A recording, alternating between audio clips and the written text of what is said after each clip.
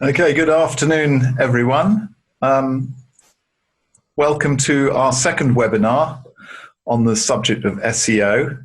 You may recall in our first webinar this time last week, we were discussing SEO in general terms and strategic terms, and we suggested the three pillars of SEO, one of which was backlinks, and how backlinks affect the ranking of your website on the search engines. And when we talk about search engines, we're talking specifically about Google, as the rest pale into insignificance. So we'll probably talk about Google most of the time, but we mean search engines in general. So today we're going to be talking about backlinks. And really, it's all about brand approval and improving the equity of your brand. Now, equity has a number of meanings, not least for the financial department, where they will value a brand according to its equity in the market. And this has an impact on this as well. We're really talking about its value to Google. So we'll be looking at the brand equity through authoritative approval. And I'm Mark Baines, and I'm accompanied by Ben Powell and Gil Jory. Hello, everyone. Good afternoon, everyone. Okay. What we're going to be doing today is, what we're hoping to achieve today is to unpack approval and authority, what they mean in web terms. And as already alluded to, we want to outline the importance of brand equity in terms of SEO.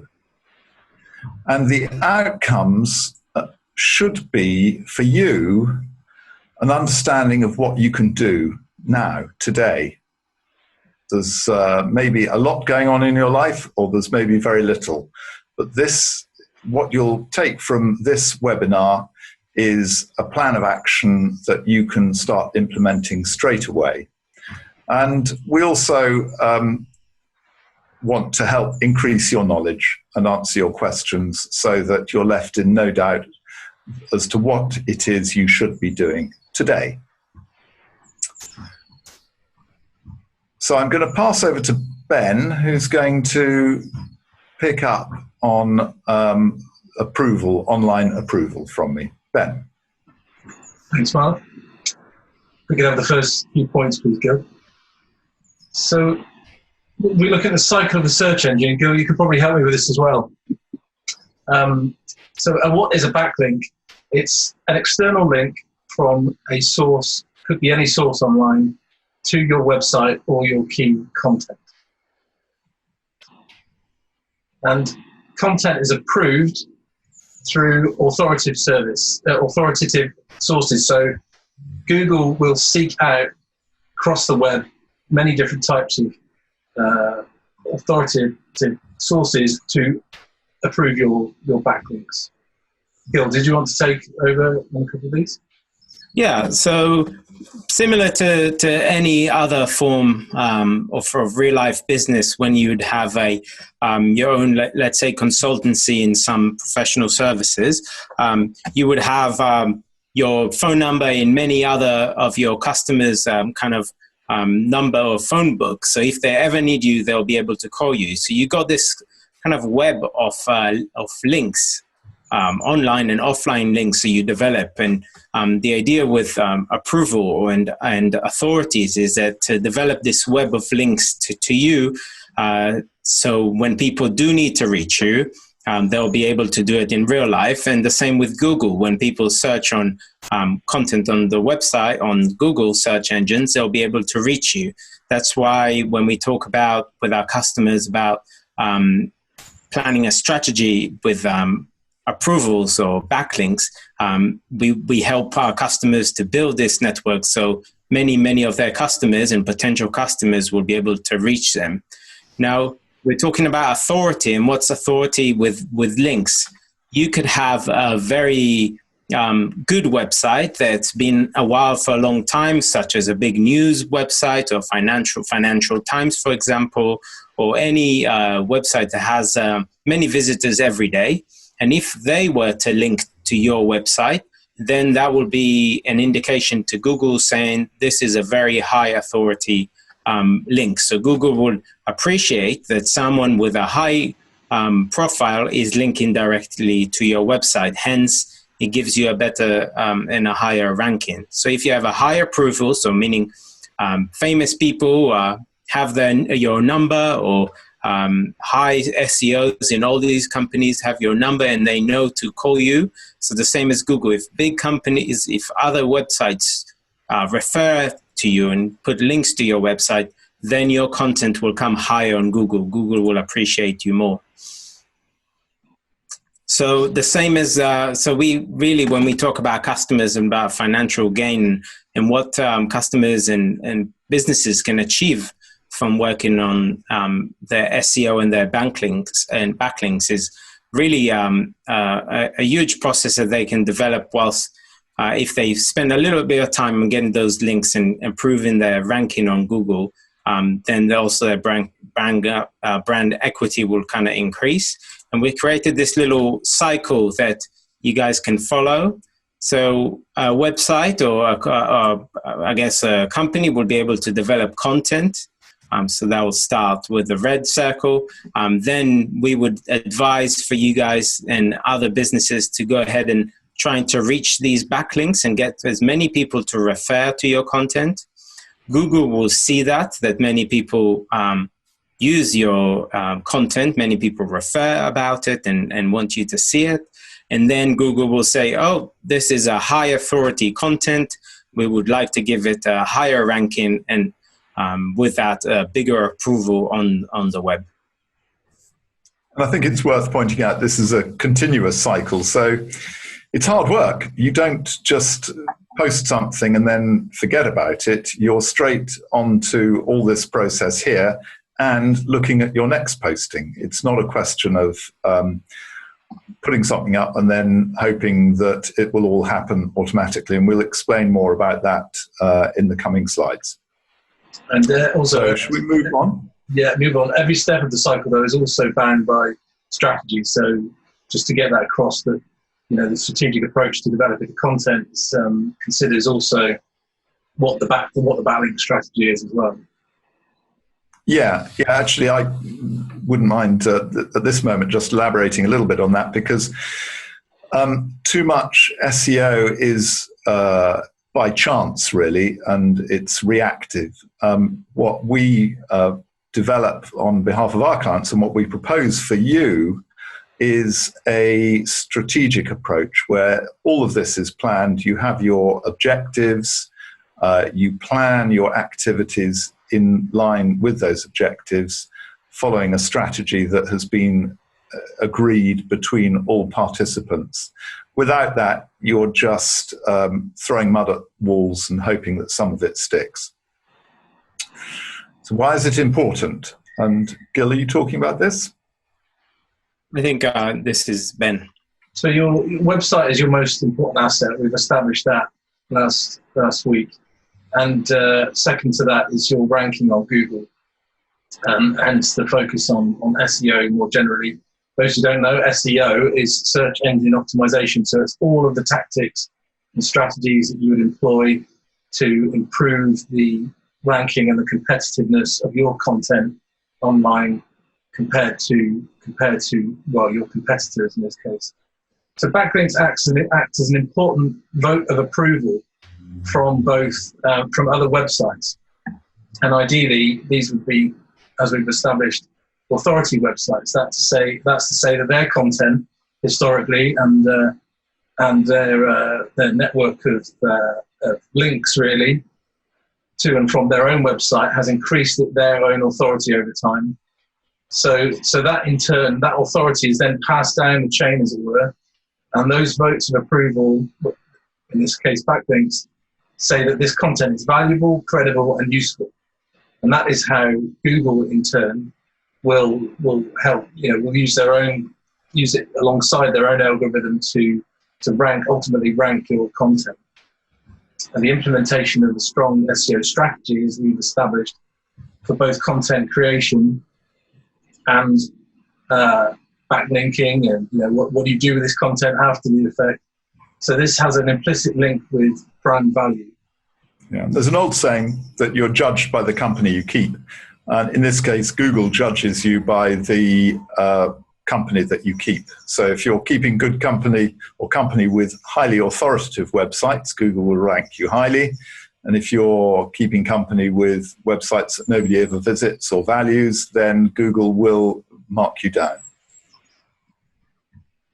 Is there another point on this page? There we go. So development of brand authority leads to growth of brand equity, i.e. brand value, and therefore ranking. But that ranking then also leads back to brand authority and authority online. So again, we've got this virtuous cycle where as a brand grows, as a website develops, content develops, and the quality of that content is scrutinized, approved, improved on, shared widely, engaged with, the authority of the website as well as the page grows, then that brand becomes an authority in their own right, and the cycle continues. Okay. Gil. Yeah, okay. So many people ask us, how do you actually measure authority? And how do you actually get to that top ranking, or what should you do to improve your brand authority? And I just want to explain what sort of types of authority search engines are currently ranking websites for. So there is a general authority, which is point number 2. So it's the website authority. What Google generally thinks about your website, or what Google generally thinks about your content. Is this a good website? Is it not a good website? Do many people put links to this website? And then Google measures this. So in the average of the content, the content inside every domain, so different pages within the domain, will also have a certain authority, a page authority, that's how it's called, meaning that Google will go and check each one of your page and each one of your content, and it will also check how many links and how many people refer to that specific page. A domain they have, or a website that have more content with higher pages of higher authority will overall increase the domain authority, so the overall website's page. So when you go and working on your website and try to improve the content that you have and the reach and your SEO, you can also, you need to think about focusing on those specific pages that you have on your website before thinking on the overall picture of your overall website authority. And it's very important to check that. And people always ask me, so how do you know what's your page authority, what's your domain authority? There's many kind of softwares online and services, some for free and some that you can sign up to. They would analyze your website. They will check what links and what websites refer to your pages and your domain, and then you'll find out which pages are ranking high because of high authority, whether your domain needs an extra boost or support. So it's a big world out there, or SEO, if you go online and search for it, and it's very important to understand how your pages kind of split between them. Okay, anything to add to that, Ben? No, I think we could touch on keywords, but I think that's a webinar for next week. I'm sure people will have questions about authority and approval and backlinks in general. So keen to get everyone to contribute to Q&A coming up in a few panels' time.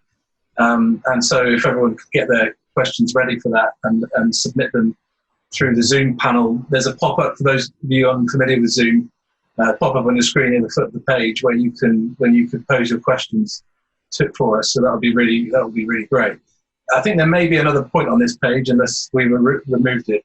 The reason I bring up keywords really is along with the tools used to establish what backlinks you have. There are similar tools where you can seek out the competitiveness of keywords that you're going for, and that leads back to in the cycle really to the strategy where you begin to build your content from the outset. So these are not unconnected things, keyword research and backlink research. It's all about how do you compete for space online.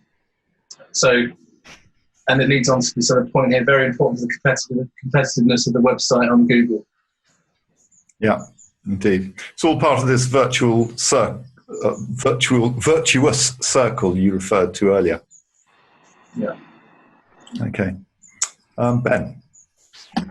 Relational content. Now, it sounds complicated. Actually, it's quite simple. The reality is that Google has evolved, and more so in recent times with the advent of AI, and its algorithms are now very sophisticated.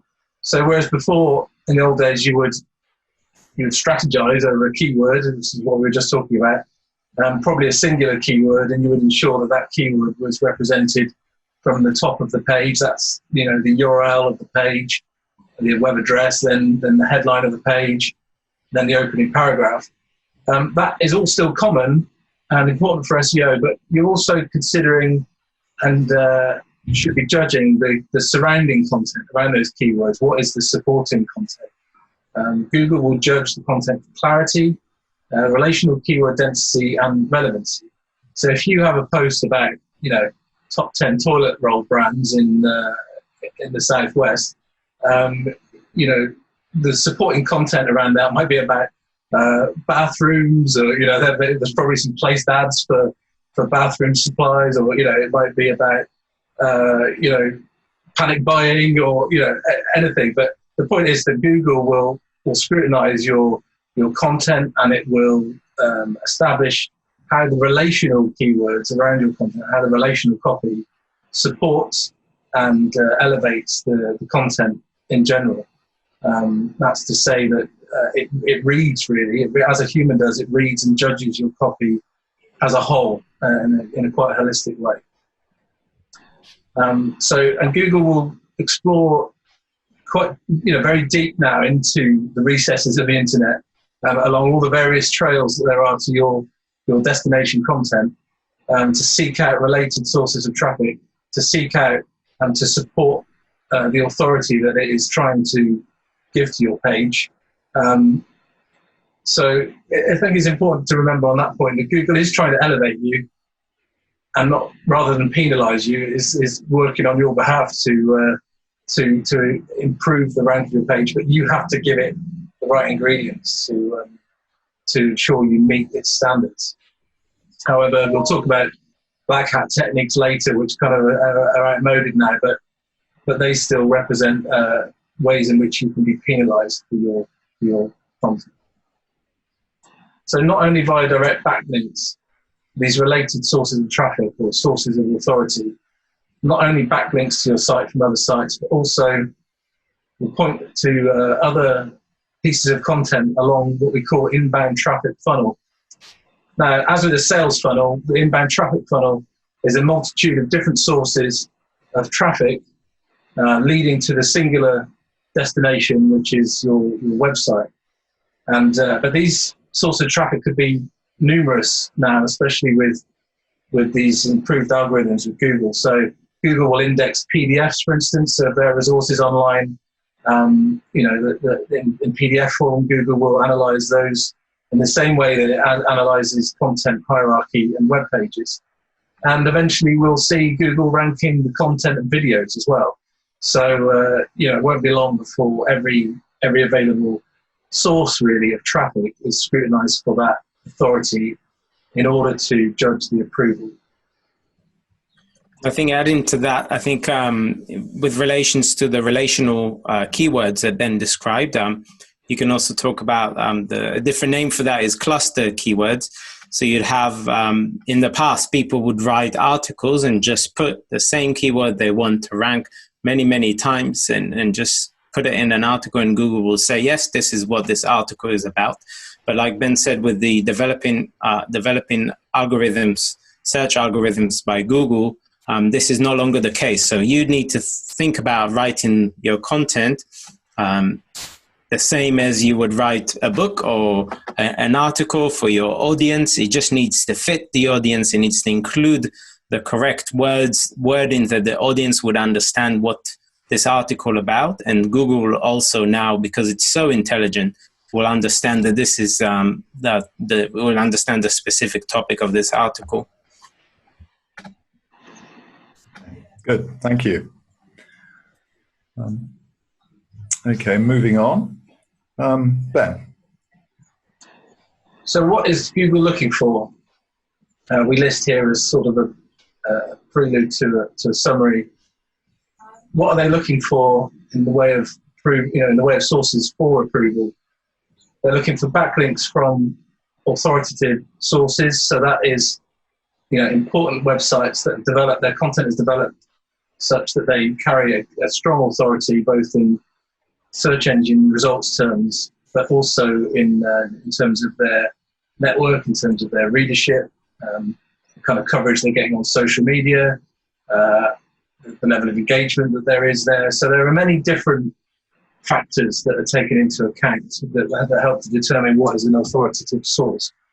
And it's important that these are also dynamic sources, so that Google is encouraged or obligated or encouraged to revisit those sources to check for updates, to see if the content is improved, to see how the engagement is improving on it. So these are generally dynamic sources as well. So it's important on your own websites to revisit the content that works well, check that it's well optimized, and then encourage Google to revisit and index your content. We're also looking at peer review. We'll get back to that in a second in terms of customer testimony. I'm sure Mark would like to mention something about that. But it's important, especially nowadays, that you seek out and you take advantage of whatever you can in the way of good peer review to elevate your standing. Google itself has a good testimony system, a good peer review system for your businesses.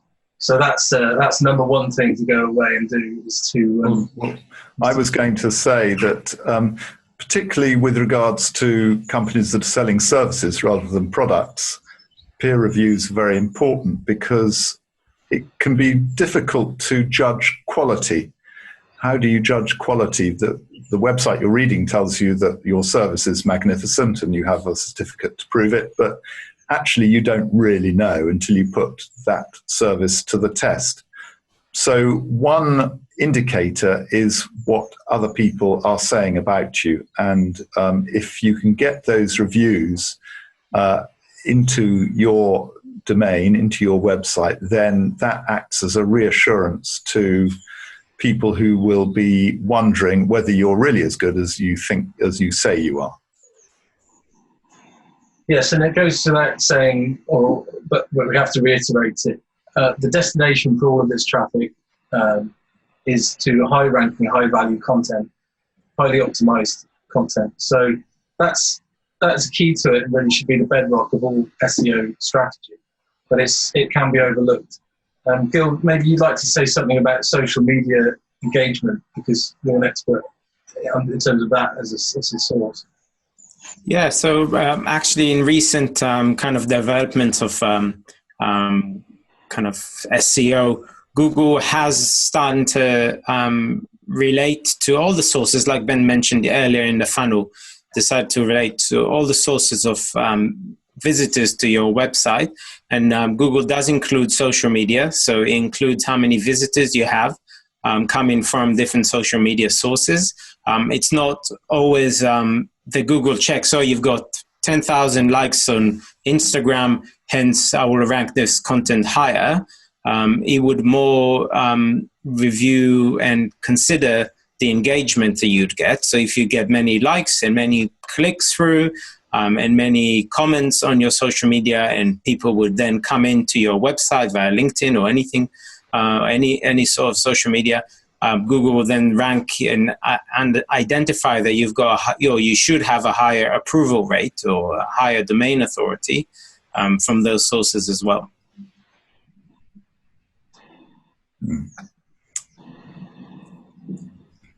Good. Ben. But yeah, I think not much to wrap up there really, other than well optimized, high performing landing pages at the destination. And also, there's a tip there at the bottom of the page. We haven't really been diving into the tips, but it's a great one because don't be afraid to ask. If your brand is mentioned or your company is mentioned already in a post somewhere, in a news piece, maybe one that you've paid for, but you need to ensure that those links are back to your website, back to your brand, are present within those sources. So, ask the author to ensure that there's a link back to those key pages or to your website. They've already mentioned you in the piece, so they already like you. So it shouldn't be a problem. But don't be afraid to ask, I think, when it comes to backlink building. And coming back to picking up on what Gil was saying about engagement, it's important for other reasons as well.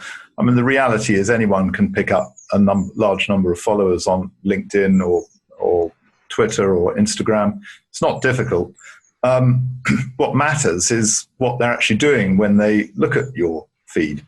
So if they're engaging with you or sharing it, then that's good, because that means they're reading it and approving of it, and they've got something to say, and it gives you something to get your teeth into as well.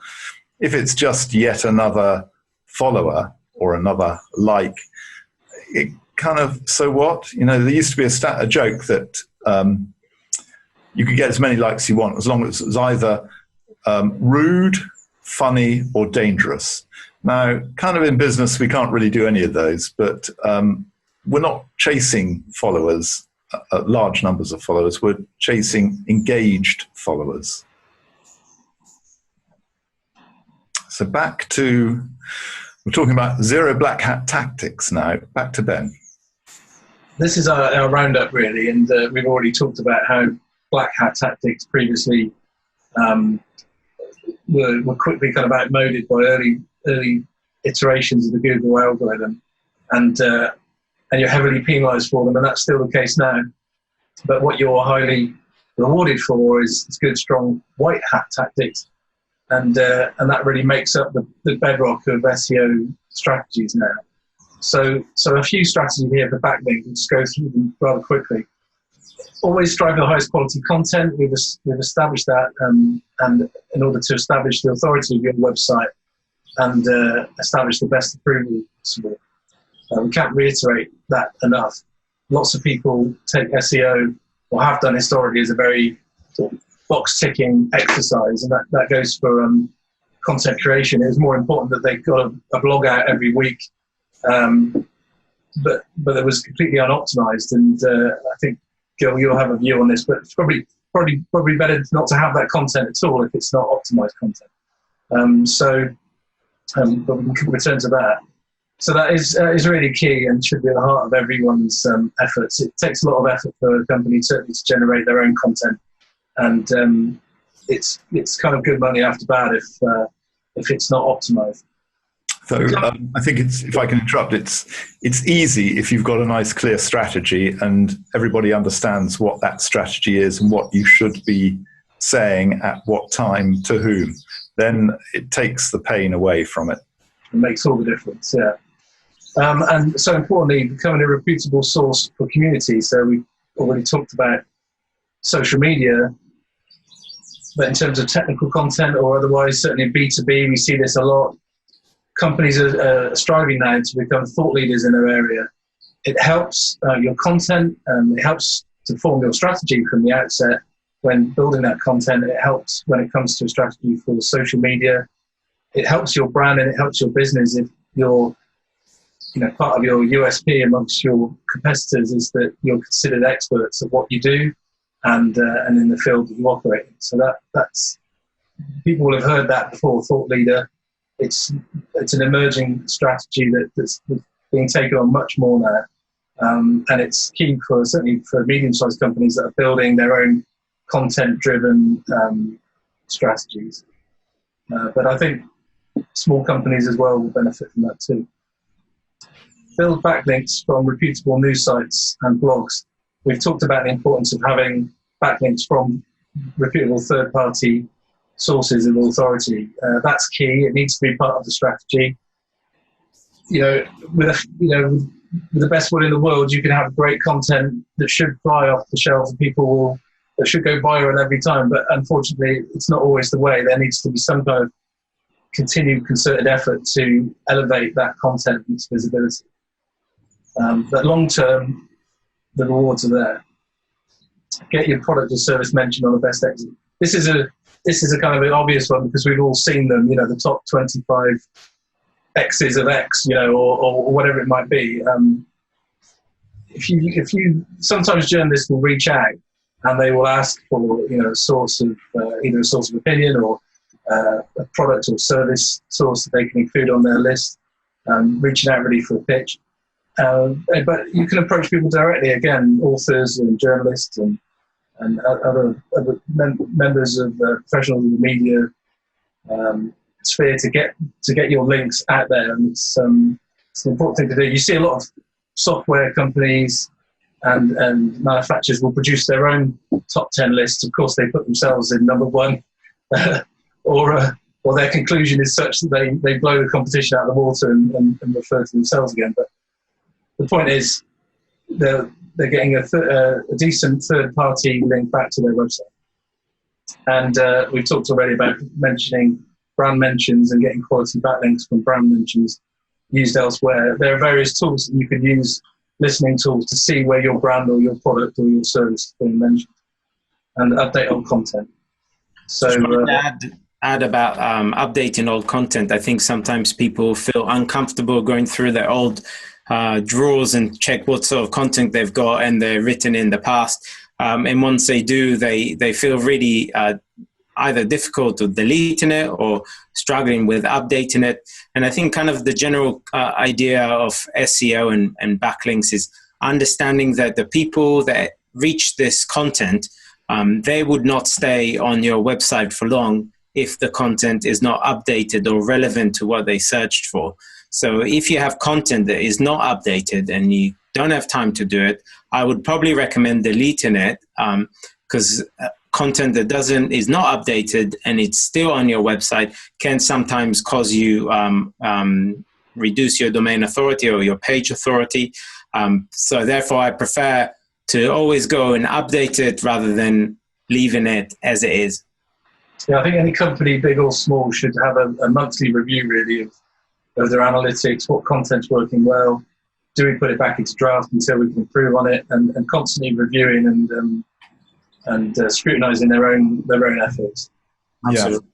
Well, there is this pressure to make sure that there's plenty of content, and therefore the feeling that goes with it is that if you throw mud at the wall, some of it will stick. So let's just have as much content as we can. Yeah. But as Gil says, that actually can backfire on you, and Google can downgrade your authority because it reads older content that you've perhaps ignored, that you maybe wrote a couple of years ago, and it reads it and thinks, these guys don't really know what they're talking about because the world has moved on since then. So it's important to update everything or just get rid of it. If it's not good, it's not doing you any good either. So get rid of it or update it. Yeah. Well, someone just asked on the Q&A, why would I need to update content if it was well written and accurate in the first place? And I think that you don't need to update it. So if the content is good and people come and visit it and you have a lot of traffic to it, then it's great. Even if it just brings a few people a month to your website and you feel like that this is the right sort of traffic that you need on that page, this is great as well. But if you're unhappy with the results of the page and you feel that the traffic you get is inadequate to what you wrote, if you wrote a great article and no one reaches it, then you do need to do some homework, either checking the keywords, checking the sources that you get to go through and dig through the article and potentially needs an update. And also Google does see changes and track changes in your content. So even if it's well written and the content is still really relevant, Google might think that because you haven't updated the post for over a year now, then maybe this is irrelevant and maybe you should rank posts that have been published on other websites higher than you because they just finished writing it and the content there is very good. So it's kind of like a give and take game, and you need to review each one specifically. But I do kind of always recommend updating it at least every 6 months or so, just to give it an extra boost. Yeah, good content strategy will include that in it. And it's worth pursuing because, in a way, it's easier sometimes than generating new content. The thinking that went into producing an article or a blog 18 months ago was maybe hard won. It was difficult to do. So maybe you don't want to throw that away. And it's a lot easier to update that and improve that than it might be to generate completely new content. So in a way, your content strategy, which says continuously go back and review, actually is doing you a favor in that respect. Yeah, and I think that ties into this idea of having a review every month or so about what you've got and what works well. It might be that your own thinking has moved on in the meantime as well. And also, Google doesn't discriminate against content that's been shared already and been used. In some ways, it's worth having a kind of retrospective approach to resharing content. There's nothing wrong with it, especially if it's high performing, if it is indeed well written and accurate. But it is worth just checking to see how the content that you have out there that's published, even if it's out of date, does it still reflect your brand, your values in the current time? Okay. Well, thank you, Gil and Ben. I think our next thing is to take some questions. I can see we've got a few there already. So, Gil, would you like to read out what the first question is, please? Yeah, so I've mentioned this before. So we had one question about how do I find out my domain authority or specific page authorities? And that combines with another question of what specific tools I can use for monitoring authority and ranking. I'd say there are several softwares and services online that cost from free to a few £100 a month. We will send a link after this article, after we publish the webinar, and send you a link of the recording with a few of those tools that I recommend and we use on a daily basis. But really, just a search on Google would kind of find all these solutions. You can just search, how do I find out my domain authority or domain authority tools? And that will all bring you to the right place. Good. Okay. So another question we had is, how do I request? So maybe Mark can answer this. How do I request backlinks from my contacts? Yes, very good point. And really, that comes down to one-to-one communication. I think there are tools that will do it for you, but you're asking people to insert a link, and they have to do that manually. And therefore, it's probably best to ask them directly. But don't be afraid of it. Most people would like to do the same with their content and may ask for a reciprocal link, in which case that's fine. Go for it. Right, and we had another question. So what sort of social media channels are best for backlinks? Does Google prefer one over the other? And really, it depends on your content. So if you have a professional website about, engineering services, for example, then if you had much traffic coming in from Instagram, it might not be as relevant as traffic coming from LinkedIn or another engineering sort of social media. So I think it needs to be relevant for Google to kind of identify and increase your approval rates.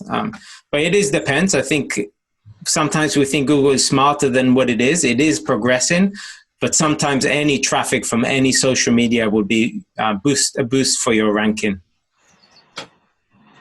We've got another question here. How to encourage connection with high authority, high approval sites in terms of creating helpful backlinks? Would you say it's mostly an exercise in building relationships or putting high quality content out? Well, I think it's both, and I think Mark alluded to it before, but I can understand why companies starting out creating their own content put a lot of effort in. By their own standards, it's of a high quality. By the standards of their SEO experts, it's of a high quality. But how do they get that? How do they get that out there? Yeah, obviously it needs to be of a high standard, and you do need to reach out and build relationships. However, like I said, much of the press and publishing and the media, they're out there all the time harvesting, looking for good sources of either opinion or looking for good examples to support their own writing and their own content. So, you really do reach out. There's one in particular, I think we noted it in one of the comments. There's a sort of a trending hashtag between PR people on Twitter. I think it's called Journo Response or something like that. Hashtag Journo Response. It's in the presentation.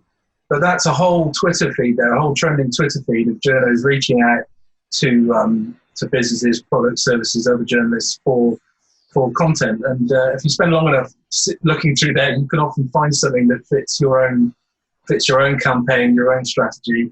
And you never know, reach out to them and find a place for yourself on that. Was that the one, Ben, you described as Tinder for journalists, or was that the American one, Harrow? I think it is a bit like Tinder for journalists, but it's a simple hashtag trending feed that's caught on in PR. I'll return to it earlier, but I think it's called Journo Request. Yeah, I think in the States they use a thing called Harrow, which is actually a website, a platform itself. Help a reporter out, isn't it, Harrow? Yeah. Yeah, so if you're looking for spreading your message and getting links back from the USA, then have a look for Harrow, Haro, which is an acronym for something or other. Yeah, but it is about building relationships. We hear a lot about influencers these days, and these people have made a career of very successfully of doing exactly what we're talking about here, positioning themselves between content creators, brands, and businesses, and and the audiences. So reach out to an influencer, find an influencer. And I think, as any professional PR person will tell you, with no apologies to journalists, that journalists are essentially lazy people. So if you can make their life easy, then why knock it? They will take the course of least resistance, and there you are offering them content. They'll take it. I see 15 journalists have just left our attendee list. And I'd say the same with your clients. For example, if I think success stories and kind of working together, articles about working together will be great. If you have customers, you're an architect and you built a house or a big building for a new company, it will be great if this company will be willing to share their article about the process of working with you. If you'd write it, then I'm sure they'll be happy to share, because it kind of sheds good light both on your customers and yourself, and this free content and content that you provide to this website. So you can be creative and find out different ways to do and get these backlinks. But it's definitely not like a magic trick. You can't just quickly build up this strategy. Is something that takes a lot of work, and you need to look ahead for it. Yeah, it is vital to have a strategy. Otherwise, you'd be floundering. It's such a big area. You really need to sit down, work out just what you're going to do, what your strategy is, in other words. So work out what you're going to do, what routes to success you're going to be taking advantage of, and then ensuring that everybody is clear on what that is. Otherwise, you're forever floundering around trying to find a way forwards and not really doing anything very well. If you have a clear strategy with supporting a set of objectives, then you will get there. Without that, I think I've said several times today, it's like throwing mud at a wall and hoping some of it sticks. It won't. Okay, I think that's all the questions. Thanks for those who submitted them. Okay. Well, look, thank you very much for joining us. Next week, same time, same place, keyword strategies. Whoa, if this was, we could do 10 on this, but we'll try and do it in 45 minutes or so. So keywords are absolutely vital to your SEO. And it takes a lot of our time as marketers to work out what your keyword strategy should be. It's a really interesting area, and there is no limit to how deep you can go. So we look forward to seeing you then. In the meantime, we are Marcom. We are a strategic and an implementation company, so we can help you with all aspects of your marketing. And on screen now, you can see a sort of rough outline of what we do, both strategic around the outside and tactical on the inside. We work online and offline, rather less offline these days, as you can imagine. Thank you very much for joining us, and we look forward to seeing you next week. If you want to contact us, the details are there. And we'll be sharing this, the film of this webinar on LinkedIn and to anyone who requests it. Thank you very much. Thank you. Thank you.